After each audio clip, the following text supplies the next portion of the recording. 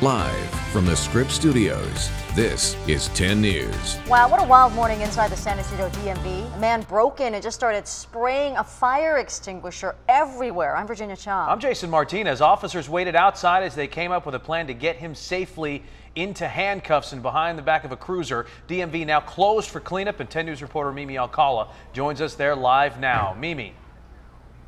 Jason, Virginia, the DMV is still closed as crews clean up inside. They've been turning people around all day long. However, there are two services available outside that they've set up for, and those are the vehicle verifications and already scheduled driving tests. But the short standoff did end peacefully. Now, lights flashing, sirens going off. That's after that man used a large rock to break the glass of this front door and then make his way inside of the DMV around 6 this morning. San Diego police responded to the call. They watched as that man stayed inside, walking back and forth, setting off a fire extinguisher and even pointing it in their direction at one point. CHP also responded because the DMV is a state building. Officers tell me they had time on their side, coming up with a plan to get the man out safely out of the building using beanbag guns and police dogs, but they didn't have to because he stepped out, and that's when officers moved in and arrested him peacefully. Eddie Ramirez showed up to the DMV to renew his license and was really frustrated that he had to turn right back around. Today was my day off, so it was kind of a bummer I couldn't get it done today. It's crazy. I don't know what the DMV did to him, huh? Now, CHP officers tell us that the man wasn't making much sense when they were talking to him, so he'll be evaluated for any mental health issues, but he is facing burglary charges. We're live in San Ysidro. Mimi Alcala, 10 News. Happening now, a San Diegan may testify soon in the trial of the Northern Arizona University shooting suspect. Another witness has been on the stand for almost 2 hours. We are expecting to hear from Nick Prado, who was shot in the neck and survived. He still has the scar there. His friend, Colin, died in front of him. Now, 2 other young men were shot and injured. Stephen Jones is the one charged with the attack, but he says it was self-defense. We have a breaking news update. Ex-NFL tight end Aaron Hernandez found dead inside his jail cell early this morning. The former New England Patriot committed suicide on the same day the Patriots are visiting the White House. Here's ABC's Emily Rao. It was here at this Shirley, Massachusetts prison that former NFL star Aaron Hernandez ended his life. Prison guards discovering the 27-year-old just after 3 o'clock this morning.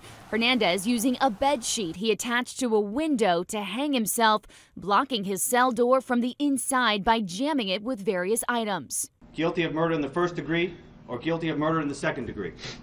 Not guilty. His death coming just days after he was found not guilty for the 2012 murder of 2 men. Hernandez wiping away tears as the jury read the verdict, mouthing "I love you" to his fiancée. Prosecutors had argued the 2 men were gunned down after one of them accidentally spilled a drink on Hernandez in a Boston nightclub. But Hernandez still serving a life sentence without the possibility of parole for the 2013 shooting of his friend Odin Lloyd, a semi-professional football player who was dating his fiance's sister. Hernandez rose to fame as an All-American tight end at the University of Florida, winning the 2009 national championship. He went on to play for the New England Patriots from 2010 to 2012, signing a 5-year, $40 million contract, but was cut from the team in June of 2013 following his arrest in the Lloyd murder. Patriots coach Bill Belichick was asked about Hernandez just the other day. Tragedy. His answer in one single word. Officials haven't found a suicide note. Hernandez was in general population, officials saying that there was no indication he might hurt himself. Emily Rao, ABC News, New York. The Patriots, by the way, will be at the White House within the hour. Now, quarterback Tom Brady will not be there. We'll have more on that. We're going to have live coverage for you on this coming up on 10 News Midday. You know, with all the rain this year comes more standing water than ever where mosquitoes can breed. 10 News reporter Mary McKenzie explains what the county started doing today to try to prevent the spread of Zika and West Nile. Mary? West Nile is really the critical one in this equation today, Virginia. They're actually refilling and refueling the helicopter here at Mission Trails Park.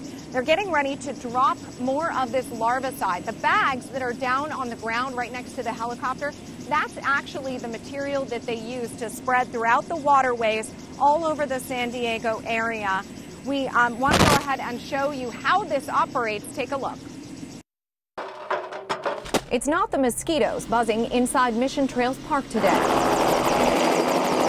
At least the county is hoping that by spreading this larvicide today, there will be fewer mosquitoes tomorrow and throughout the peak season for West Nile and for the possibility of the Zika virus. So the county is treating all of the major area waterways as they do once a month each year. I've never been bit by a mosquito in San Diego. Karen Shake volunteers to patrol the trails, looking for people misbehaving or out of water and for overgrown trails. She's the eyes and ears for the rangers, and she's been doing it for 6 years. There is more standing water, and when I went into the park for the first time recently, I was just amazed at how much water was everywhere. The aerial larvicide drops will target about 50 rivers, streams, and ponds in the region. It's harmless to people and pets, but it kills the larva before it can turn into biting adults. Now, I don't know if you can hear me at all. We do have the mosquito here that carries the Zika virus. None have tested positive so far, so these guys are going out to try and eradicate West Nile, the mosquitoes that carry the West Nile virus. I thought we were about to get very, very dusty, but we managed to survive that live shot. We're live in Santee as they take off for another run this morning. Mary McKenzie, 10 News. All right, Mary, thank you very much. We have new developments. The USS Carl Vinson is not heading toward North Korea, despite word from the Trump administration. The aircraft carrier and its strike group, based here in San Diego, have spent the past week thousands of miles away from the Korean peninsula, making a stop in Australia for training. Earlier this month, President Trump announced the deployment of a show of force, but was incorrect in his timeline. The strike group will arrive in Korea a little bit later this month. New today, Representative Jason Chaffetz, chairman of the House Oversight Committee, says he will not run for office in 2018. Chaffetz, a Utah Republican, announced today that he will rejoin the private sector after more than 13 years in public service. In a Facebook post, he called the decision a personal one, adding that it's not based on health or political concerns and that he would have been confident in his re-election had he pursued it. We have a breaking news update for a family in Paradise Hills. The driver who hit their house is now in jail, along with his mom. And we first showed this live on 10 News at 4:30 this morning. A driver took out a shed where a man was working, barely missed the back bedroom where that man's 17-year-old daughter was sleeping.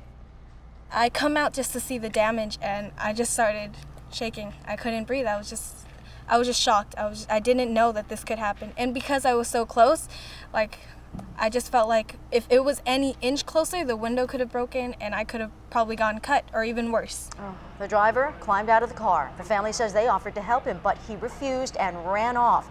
Police followed a trail of blood to the driver's mom's house. You can see that's him being wheeled away. They asked him some questions, took him on that stretcher. Police say the driver's mother shoved them, and they arrested her too.